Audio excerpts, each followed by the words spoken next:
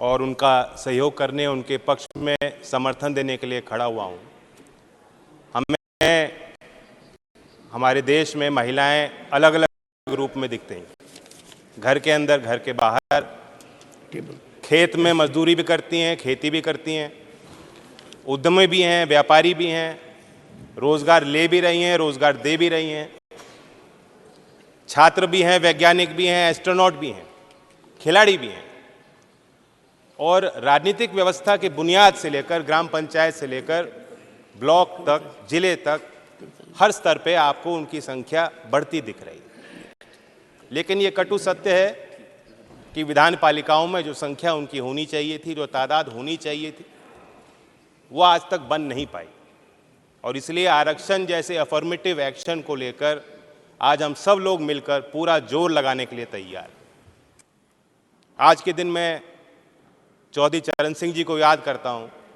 बड़ी बड़ी राजनीतिक सभाओं में वे ग्रामीण क्षेत्रों में दुर्लभ शौच की व्यवस्था पे भाषण दिया करते थे और प्रकाश डालते थे। आज जातियों में इतने संबंधों में कट्टरता बनती जा रही, वो अंतर्जातीय विवाह के पक्षधर बनकर लोगों को जोड़ने की बात करते थे। क्यों? क्योंकि वे चाहते थे कि समाज बदले। उनके ज़माने में और आज तक बहुत चीज़ें हो गई हैं, बहुत चीज़ बदल चुकी हैं, लेकिन आगे का रास्ता भी बहुत लंबा है। मैंने खुद देखा है महोदय, गांव में अगर सामाजिक और राजनीतिक परंपराओं के कारण लज्जा और शर्म को बहाना बनाकर अगर उन पे बोझ ज़्यादा लगाया जाता है, तो शहरों में भी मध्यम वर्ग में, बहुत बड़े बड़े संभ्रांत परिवारों में भी घर की महिलाएं खाना बना रही हैं, बाहर वालों को, घर वालों को पहले खाना खिलाती हैं, उसके बाद सबसे आखिर में वो खाती हैं, चाहे वो गर्भवती भी हों। और आप समझ सकते हैं कि अगर माँ आखिर में अपने पोषण का ध्यान रखेगी, उसका प्रभाव आने वाली पीढ़ी पर पड़ता है। और इसलिए गुजरात से भी ताज्जुब करने वाले आंकड़े आते हैं, बहुत निराश करने वाले आंकड़े आते हैं जब कुपोषण की हम बात करते हैं। महिलाओं के खिलाफ अपराध नहीं रुक रहे, लाख प्रयासों के बाद नहीं रुक पा रहे। ये हैवानियत क्यों है?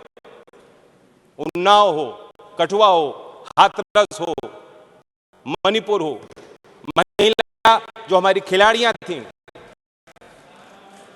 कितना अत्याचार चुपचाप सहेंगे।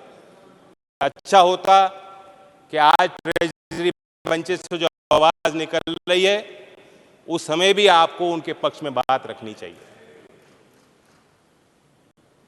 मैं मानता हूं कि इन चीजों का समाधान तब होगा जब हम जैसे लोगों की संख्या ऐसे सदनों में कम होगी और महिलाओं को खुद एजेंसी मिलेगी और खुद अपने नेतृत्व को आगे बढ़ने का मौका महिलाओं को as a voter, as a supporter and as a leader मिलेगा। और इसलिए मैं इस बिल का समर्थन करता हूं। बिल के लिए संबंध में दो ही सवाल है मेरे। नंबर 1, आप ही की प्रक्रिया को अगर हम फॉलो करते हैं तो 10 साल तो कहीं नहीं गए। तो जो चीज 2034 तक शायद आनी है, उसके लिए ये जल्दबाजी क्यों? स्पेशल सेशन होगा, पहले बताया नहीं जाएगा क्या बिल है, उसके बाद जल्दबाजी में ये लो बिल और पास करो। क्या मजबूरी है? विंटर सेशन में भी ला सकते थे।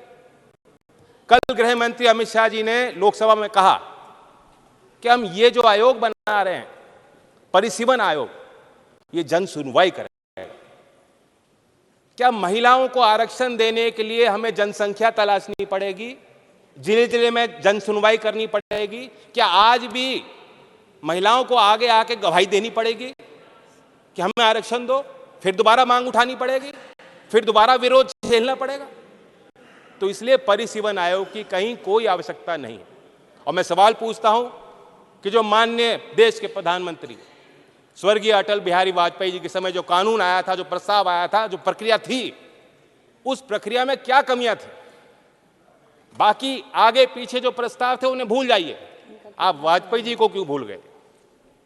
तो सीधी बात है, लोग समझ गए हैं कि ये रोड़ा तैयार किया जा रहा है, ये अड़चनें तैयार की जा रही हैं। नीति तो ठीक हो सकती है, नीयत में कुछ खोट। आपने धूम पिक्चर देखी, उसके बाद धूम 2 आई, मुन्ना भाई आई, फिर आई लगे रहो मुन्ना भाई। कई बार होता है ना पार्ट 1 पार्ट 2, उसी तरह से अच्छे दिन आई थे, अच्छे दिन आएंगे। लोग समझ गए अच्छे दिन आएंगे पार्ट 2 है और कुछ है नहीं, करें आपका समय और कुछ पूरा नहीं। हो 2022 तक महोदय, 2022 तक देश के हर गरीब को छत मिल जानी थी, किसान की आय दुगनी होनी थी, 100 स्मार्ट शहर बनने थे। फिर कहा चिंता मत करो, अमृतकाल है, रुक जाओ। आज कल और परसों का हिसाब दीजिए। आज महिलाएं इंतजार क्यों करें बताइए? अगले चुनाव में आरक्षण क्यों नहीं दिया ये बताइए? ये सवाल सबके मन में है। और संत कबीर जी का एक दोहा दोहराता हूं कि आज कल काल करे सो आज कर, और आज करे सो अब, पल में प्रलय होगी बहुरे करेगा कब। धन्यवाद।